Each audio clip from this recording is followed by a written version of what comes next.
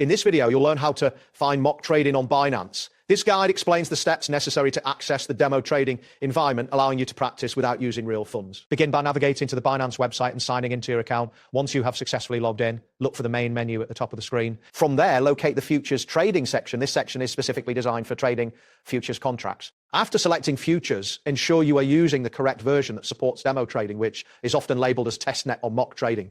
It's also important to confirm that mock trading is available in your region before proceeding. Next, find the demo or testnet toggle within the futures trading area. This toggle may be labeled differently depending on the interface updates. Once you locate it, select the option for mock trading to enter the practice environment. If prompted, you may need to log in separately to access the testnet.